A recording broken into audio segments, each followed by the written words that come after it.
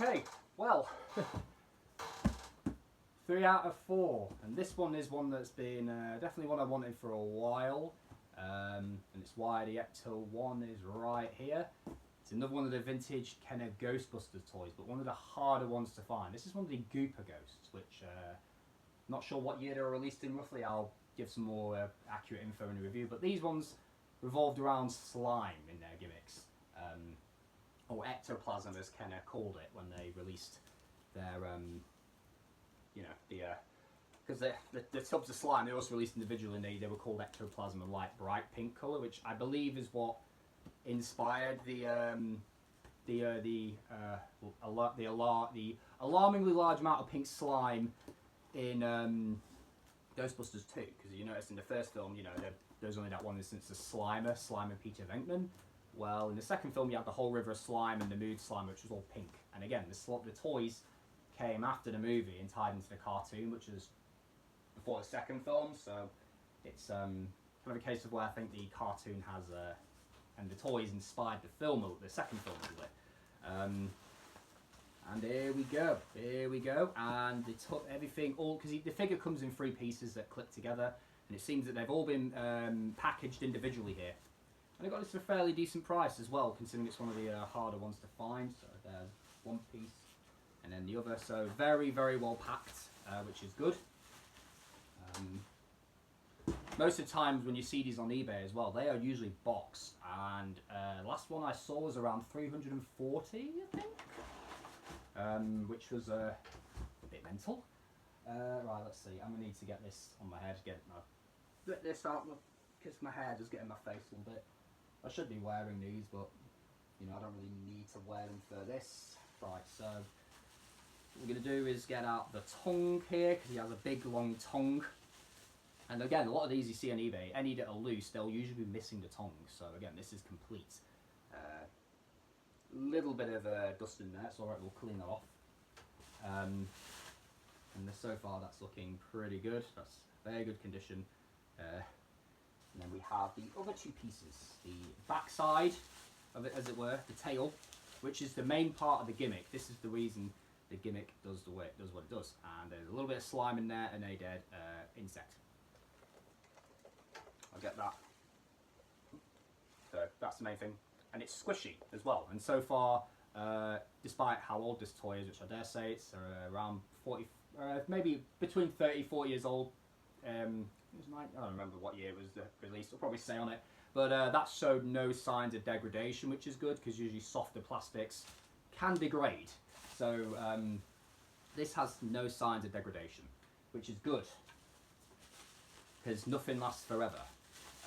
And if you know, Transformers is a prime example of this. Age of Extinction crosshairs, the rubber bits, they degrade quite badly.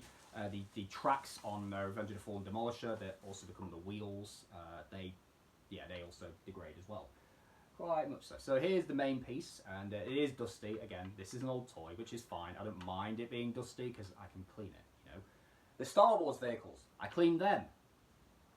This is due for another clean because at the moment it's quite yellowed. I've had it for a while, and I'm going to give it another bath and a soap and whatnot, and then I'm going to let it dry, and I'm going to go out after this and get some you know, well, so after I've done this, that's going to get a wash, and then as it's dry, I'm going to go out and get some more hydrogen peroxide, and because it's not so bad on, like, it doesn't look so bad on camera, but in person it's a fair bit worse. It's not good. Right, so this piece,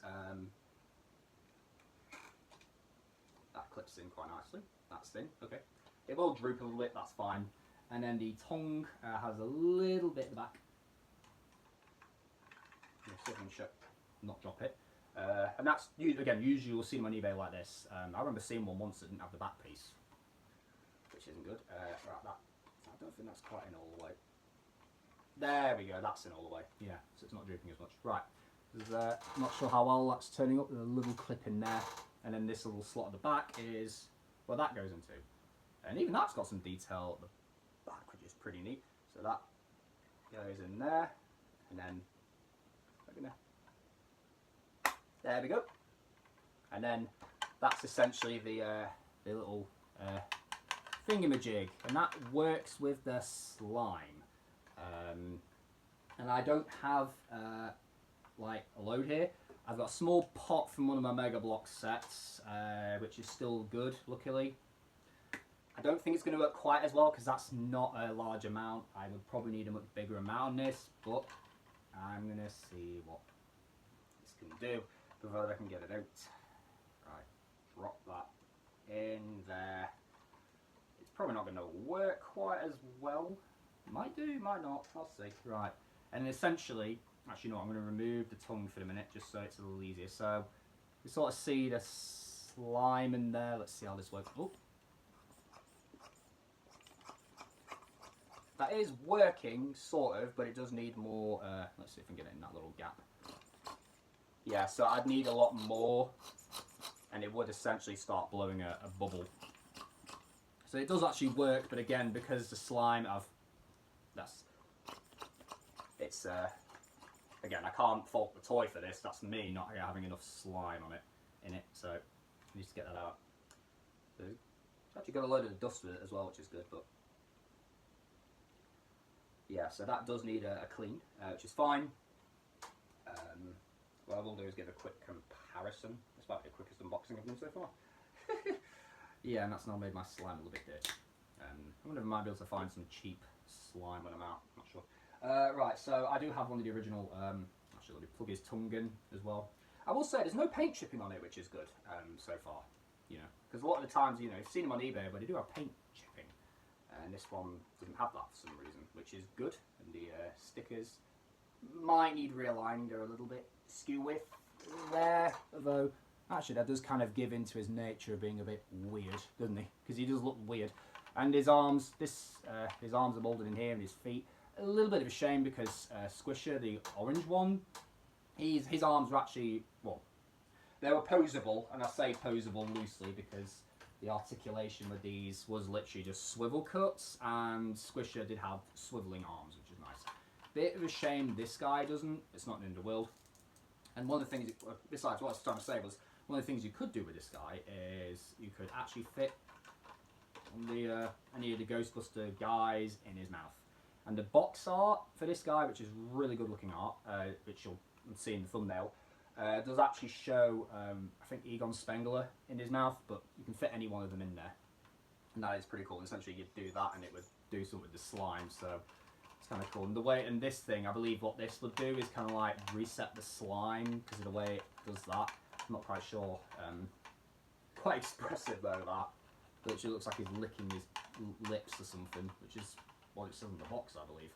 Right, so I'll put them to the side. I've got, I'm going to bring in with this one here for comparison. I've got to be careful with this one because this one, basically these blow out of it, they spring out and it's a little trigger happy. You can sort of see the sizing there, pretty nice. Good size. This is a nice big one. And then we have the two mini Gooper Ghosts, which are funny enough cast in like a translucent vinyl. And these guys, you put slime in them like that, and then and it would, yeah.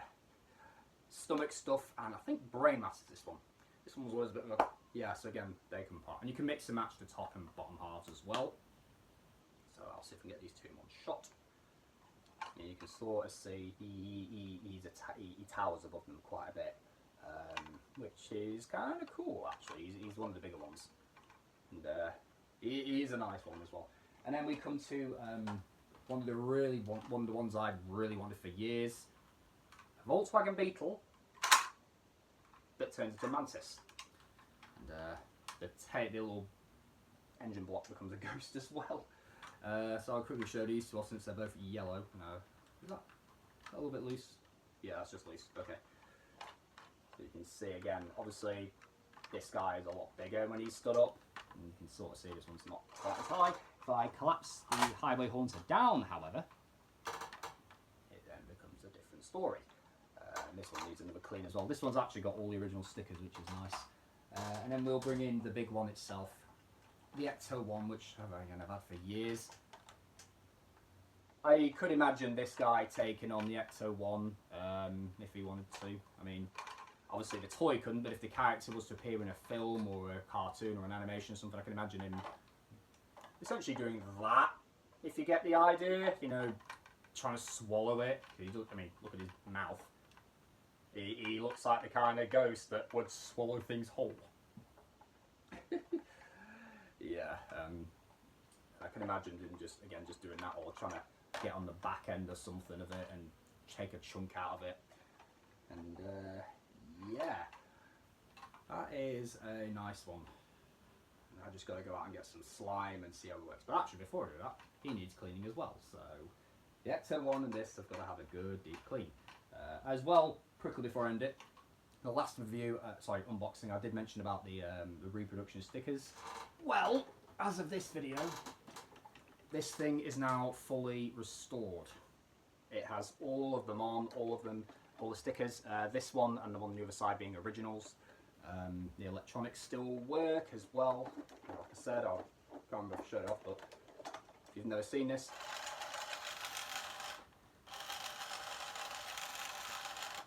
pretty nice for a piece from 1980. You'll probably notice the leg is a bit wobbly here.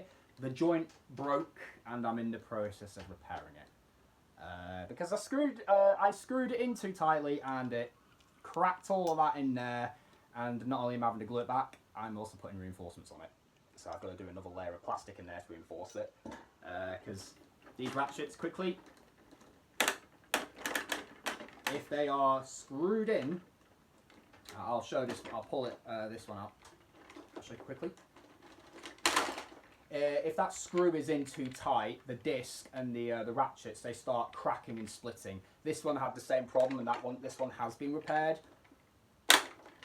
And again, so the screw has to be left a little loose. But again, that one's had a double reinforcement in it, which that one now needs a second layer. But what I'm trying to say is this thing is now officially complete. Considering I got it last year and it was in the right state, it's now fully done. And all the parts are original as well. Like I said, all the parts are original. So that's, again, fair few things to review now. And this one's going to be an interesting one to clean because of them bloody stickers.